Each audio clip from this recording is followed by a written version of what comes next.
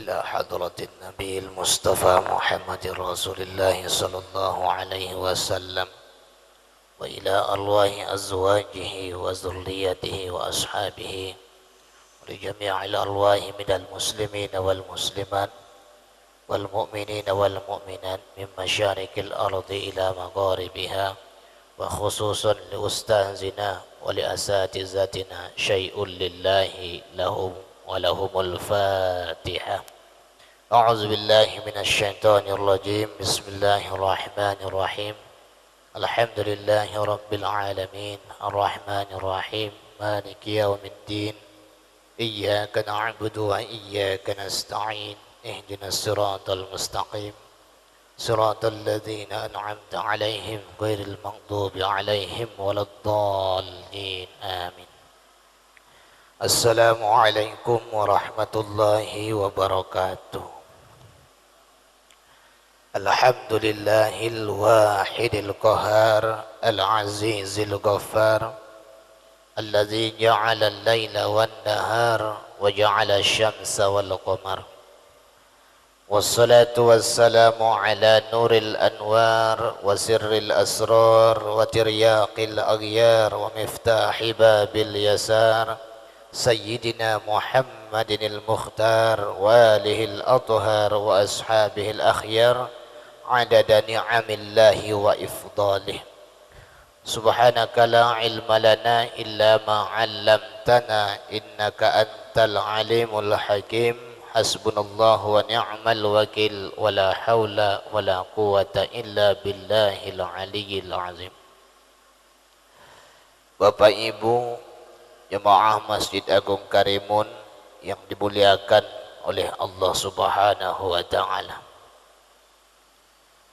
Kembali kita memanjatkan puji dan syukur kehadirat Allah Subhanahu wa taala yang masih memberikan kepada kita umur yang panjang, kehidupan yang barokah, serta kesehatan dan kesempatan sehingga kita masih dapat berkumpul di masjid yang kita cintai ini untuk melaksanakan salat fardu maghrib berjamaah. Salawat dan salam senantiasa kita aturkan kepada junjungan alam Rasulullah Muhammad sallallahu alaihi wasallam dengan mengucapkan sepotong doa penenang jiwa yang berlafazkan Allahumma salli ala sayyidina Muhammad wa ala ali sayyidina Muhammad. Mudah-mudahan kita termasuk dari golongan umat beliau yang mendapat syafaatnya baik di dunia maupun di akhirat. Amin ya rabbal alamin. Bapak Ibu, kembali kita lanjutkan kajian kitab Al-Hikam Ibnu Athaillah As-Sakandari. Kita masuk kepada hikmah yang ke-14. Al-hikmatur rabi'atu asyara. Qala al-Imam Ahmad Ibnu Athaillah As-Sakandari rahimahullahu ta'ala, al-kaunu kulluhu zulmatun wa innama anarahu zuhurul haqqi fih, faman ra'al kauna wa lam yashhadhu fihi aw indahu aw qablihi aw ba'dihi faqad a'wazahu wujudul anwari wa hujibat anhu syumusul ma'arifi bisuhbil asar. Hikmah yang ke-14 daripada hikmah Imam Ibnu Athaillah As-Sakandari,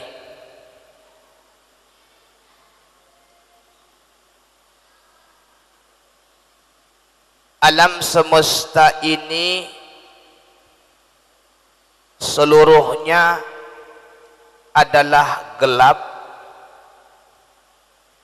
hanya saja menerangi akan alam semesta ini oleh nampaknya Allah Ta'ala dalam alam itu, maka barang siapa yang melihat alam semesta ini dan dia tidak menyertakan adanya Allah pada alam, atau dari sisi alam, atau sebelum alam, atau sesudah alam, sungguh luput ia akan cahaya dan terdinding daripadanya matahari ma'rifat, karena makhluk yang diumpamakan seperti awan. Memahaminya agak sulit karena ini bahasanya bahasa yang tinggi.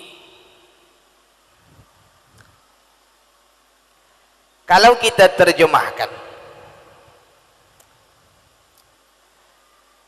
atau adapun tafsir atau keterangan daripada hikmah yang ke-14 ini, al-kaunu kulluhu zulmatun, alam semesta ini adalah gelap. Kalimat kaun, al-kaun di dalam bahasa Arab itu artinya adalah alam. Sering disebutkan oleh abang anda Abdul Wahab Sinambela di dalam kita mempelajari kitab tauhid, al-kaun, kaun, kaun, kaun, yang artinya adalah alam. Alam itu masih wallah, selain Allah itu alam. Ini dari segi tauhid. Alam ialah masih wallah, selain Allah dinamakan atau disebut dengan alam. Dunia ini alam, akhirat alam, sorga alam, neraka alam, segala benda termasuk kejahatan alam, kebaikan alam, segala apa yang ada selain Allah itu dinamakan dengan alam. Al-kaunu kulluhu zulmatun, alam ini hakikatnya adalah gelap, kata Imam Ibnu Athaillah As-Sakandari. Wa inna ma anarahu zuhurul haqqi fi, hanya saja yang menerangi alam semesta itu ketika kita menengok alam semesta, kita nampaklah adanya Allah di situ. Ini bahasanya agak-agak tinggi sedikit. Apa maksudnya?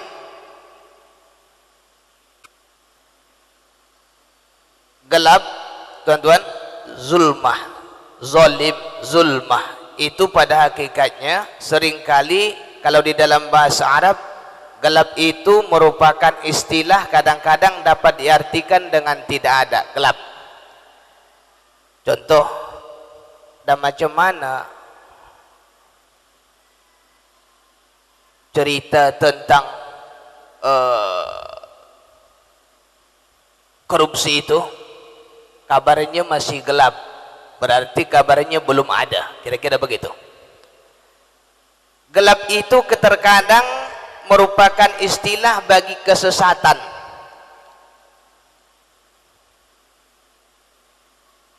Orang itu orang kafir, orang itu orang maksiat, maknanya orang yang telah Allah gelapkan hatinya.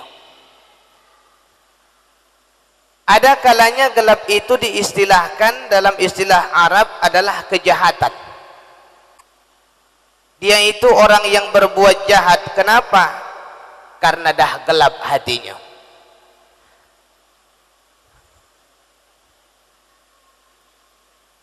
Lalu terang itu pun juga dalam bahasa Arab satu istilah yang merupakan kadang-kadang artinya sudah ada. Macam mana kabar orang yang telah tertangkap korupsi itu? Oh, sudah ada titik terang, berarti dah ada ketentuan, dah ada. Kadang-kadang terang itu merupakan istilah yang dipakai dalam bahasa Arab sebagai petunjuk. Orang itu rajin solat. Kenapa rajin solat? Oh, Allah telah menerangi hatinya. Pelan-pelan tuan-tuan. Kalimat terang itu juga dipakai dalam bahasa Arab sebagai kebaikan. Kebaikan itu dah dapat dikerjakannya oleh karena Allah Ta'ala telah meneranginya. Itu juga diartikan dengan kebaikan. Tuan-tuan, maksudnya untuk mendekatkan faham, ya, kita ambil satu saja, satu bahagian daripada alam, yaitu kita katakan, kita ambil contohnya misalnya perbuatan. Alam ialah selain Allah Ta'ala, alam, berarti perbuatan juga alam. Untuk mendekatkan kepada faham kita, untuk dekat kepada apa yang dikatakan oleh hikmah yang ke-14 ini,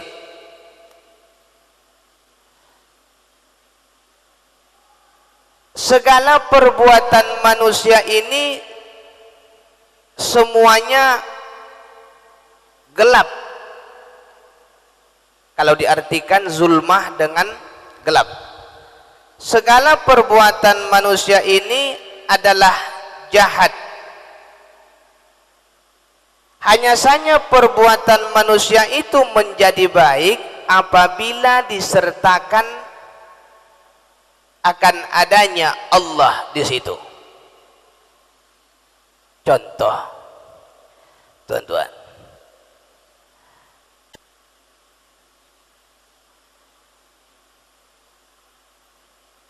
kita solat, kemudian kita jadi imam. Ketika kita jadi imam ini, bacaannya bagus, ayatnya panjang, rukuknya mantap, sujudnya pun demikian.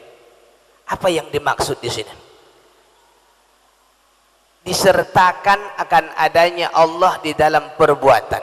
Perbuatan kita itu, ibadah kita itu merupakan satu kejahatan kalau kalau tidak disertakan akan adanya Allah di situ.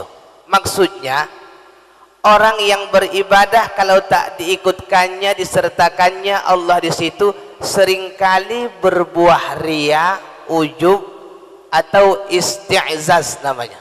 Contoh, Allahu Akbar, dia jadi imam, bacaannya amat sangat bagus, hurufnya memang fasih, tapi kalau tak disertakannya akan adanya Allah Ta'ala di situ, apa yang terjadi? Ria.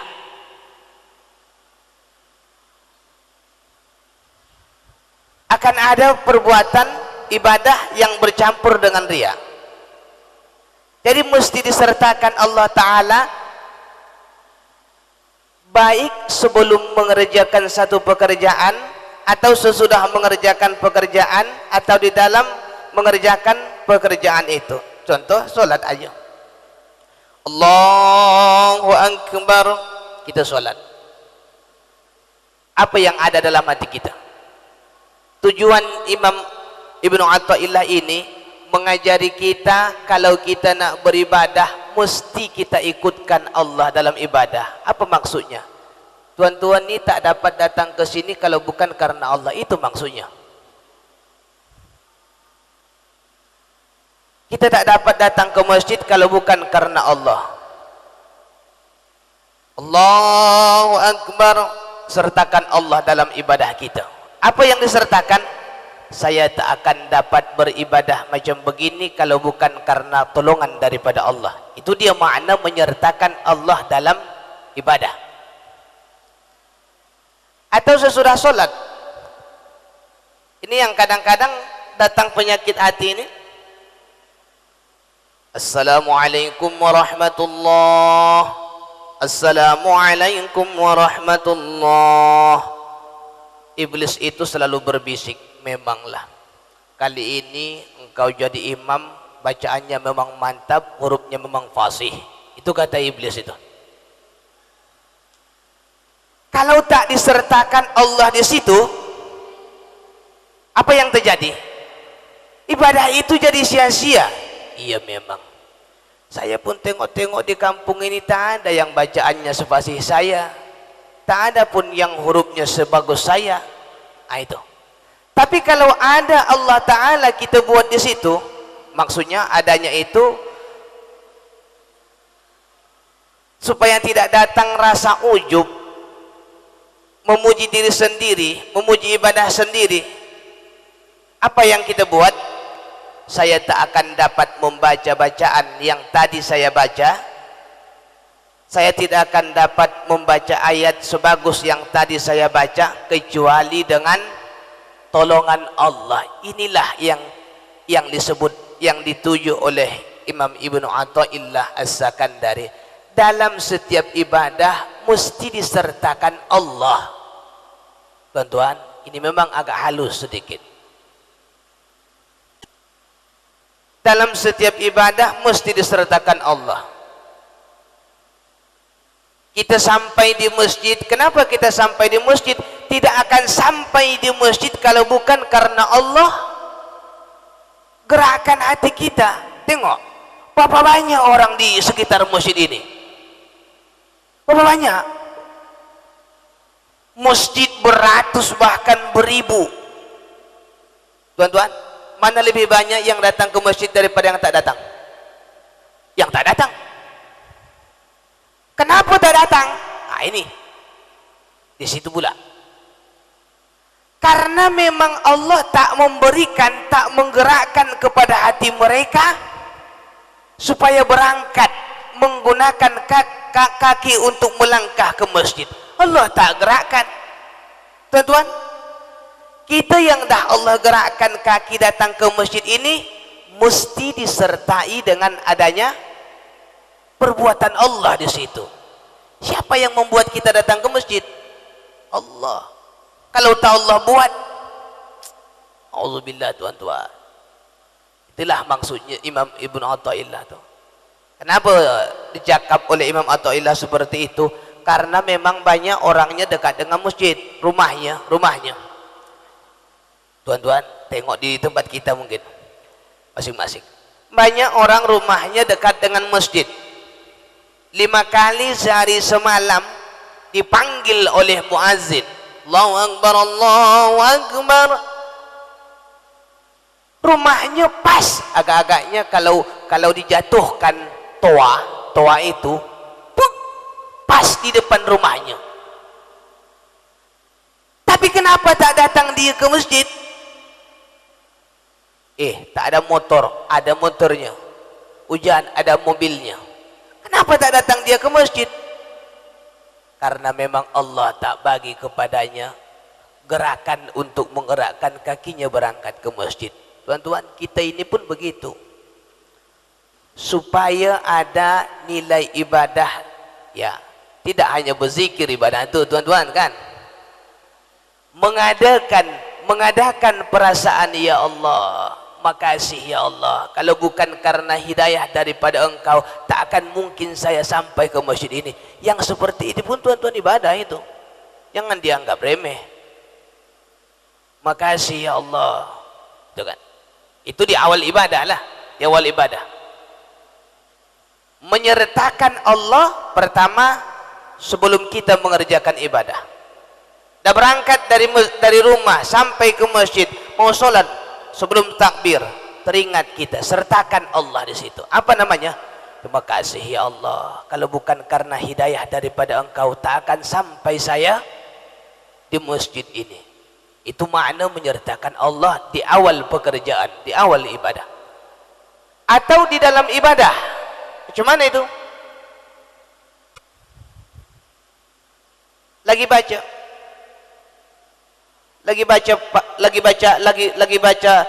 sedang sholat, lagi sedang baca Al-Quran, lagi puasa, lagi apa-apa pun menyertakan Allah akan adanya perbuatan Allah pada kita.